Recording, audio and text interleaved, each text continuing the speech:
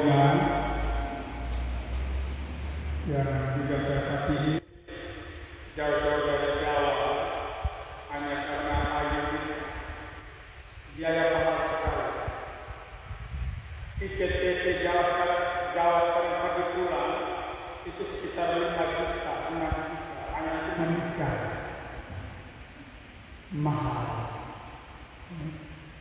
Banyak orang juga yang datang dari biaya mahal, meskipun ojek mahal, hanya untuk nikah satu hari.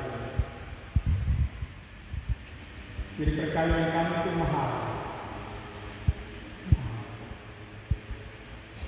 Keluarga yang bahagia, keluarga besar Sogen Keneo, keluarga besar Tugang Majar, yang berbahagia Bapak Mama Saksi, dan orang yang paling berbahagia hari ini tentu Goben dan Ayu.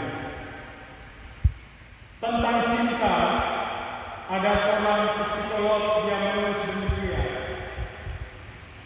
Kalau kita mencintai orang yang mencintai kita, itu bukan cinta, tetapi itu empati.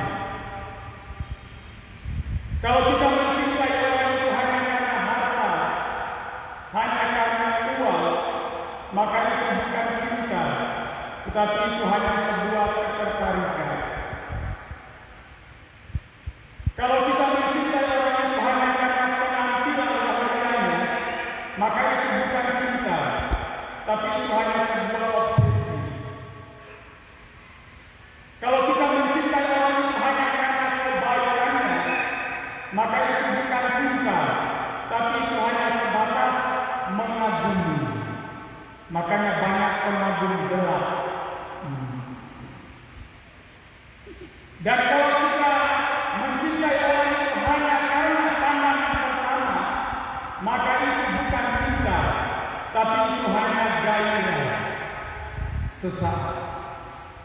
Tetapi kalau kita bingung mengapa kita mencintai orang itu, maka itu sudah pasti adalah cinta. Jadi kalau Ayu sendiri juga bingung, apalagi Goben juga bingung mengapa saya bisa mencintai seorang Ayu, bisa mencintai Goben, maka itu sesungguhnya adalah cinta. Dan sampai hari ini banyak orang tidak mengerti mengapa saya mesti mencintai dia, mengapa saya jatuh cinta dengan orang itu, bukan yang lain. Maka perkawinan tidak hanya soal laki-laki dan perempuan punya mau, tapi hal yang paling penting adalah juga ada aspek ilahi. Makanya banyak kali kalau dekat pasangan nikah, kadang saya tertawa dalam hati karena lihat wah ceweknya begitu gagah, tapi laki-lakinya hopeless, tidak berkata sendiri suka apa?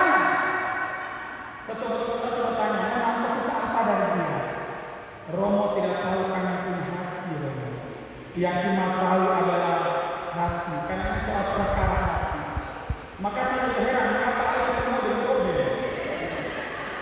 Waktu tanya kami, Goben dari mana? Kami sama Romo, cuma satunya di gunung, satunya di pantai. Maka ada peribahasa ikan di gunung, asam di gunung, ikan di laut, bertemu dalam belanga. Tapi perkawinan tidak sebatas itu Goben. Makanya kalau bisa membaca Goben untuk membaca.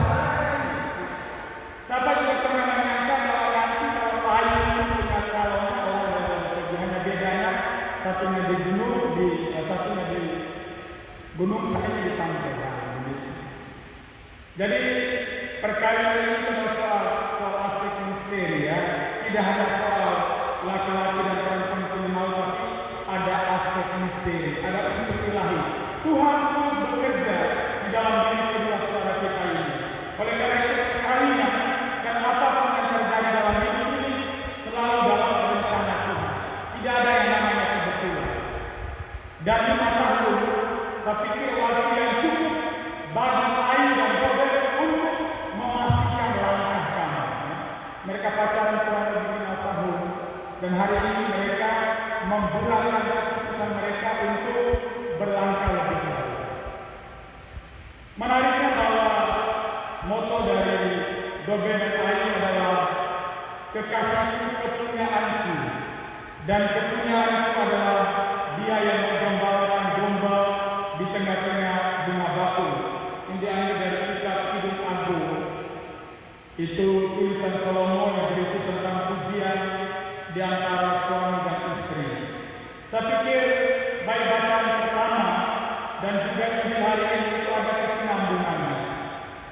Kedua bacaan hari ini sesungguhnya mengajak kita untuk memahami betapa luhurnya perkawinan itu, betapa perkawinan itu mengandung aspek kekudusan, karena Allah yang memberkati perkawinan kalian berdua. Oleh karena itu, tugas kami berdua adalah bagaimana menjaga, bagaimana merawat kesucian hidup perkawinan. Dan ini hal yang tidak mudah, hal yang tidak gampang. Makanya saya bersyukur bahwa saya menjadi imam, karena saya tidak sanggup menjalani model hidup seperti ini. Maka tadi Yesus katakan, para murid katakan bahwa kalau begitu lebih baik jangan kawin. Apalagi perkawinan Katolik mempunyai dua ciri, yaitu monogam dan tak terceraikan. Sudah satu lalu sampai mati. Dan tentu ini hal yang tidak mudah. Apalagi membangun keluarga pada saat ini, ketidaksetiaan itu sudah menjadi sebuah gaya hidup. Orang bilang apa? Tidak ada orang yang mati karena sendiri, tapi banyak orang yang mati karena salah pilih. Saya harap Ayu dan Dobel itu tidak salah pilih. Ya. Ada yang menyesal tapi masih bertahan. Ya. Nah, itu bukan yang menyesal juga. Ya. Kenapa ya tidak nikah itu waktu itu, tapi masih bertahan. Dan salah satu alasan yang membuat banyak keluarga masih bisa bertahan hanya karena apa? Anak. Anak menjadi alasan bagi banyak pasangan yang masih bisa bertahan. Selain sakramen sudah pasti, tapi anak juga menjadi alasan bagi orang untuk bertahan. Dan ini tantangan bagi Dobel dan Ayu. Kami menikah di tengah satu perkembangan sama di mana ketidaksetiaan itu menjadi gaya hidup. Dan inilah tantangan bagi kami untuk bagaimana menjaga, merawat kesucian hidup perkawinan. Bapak Ibu saudara-saudari yang dikasihi dalam Tuhan, kehadiran kita